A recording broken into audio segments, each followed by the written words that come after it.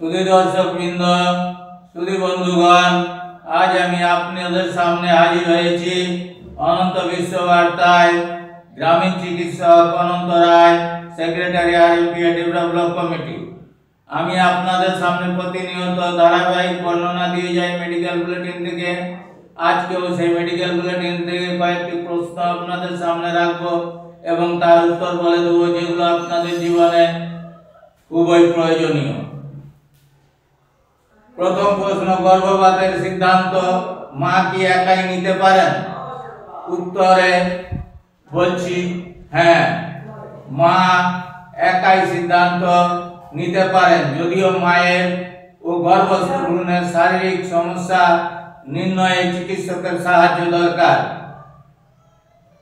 পরের প্রশ্ন, অতিরিক্ত রজস্রাব মেনোরেজিয়া কখন ভাববো?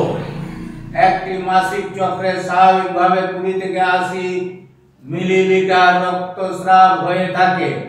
যদি একটি চক্রে কম দিন ধরে 80 মিলিলিটারের বেশি রক্তস্রাব হয় তাকে অতিরিক্ত রক্তস্রাব বলে। তবে আপনারা উত্তর জেনে গেলেন।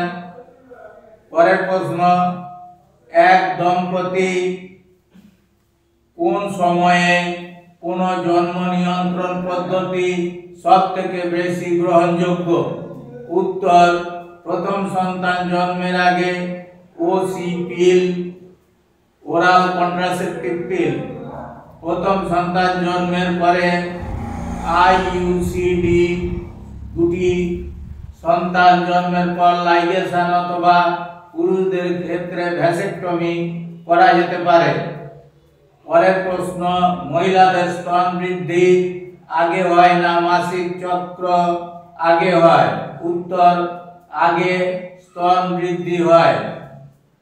পরের প্রশ্ন, প্রসবের কতদিন পর যৌন মিলন স্বাভাবিক?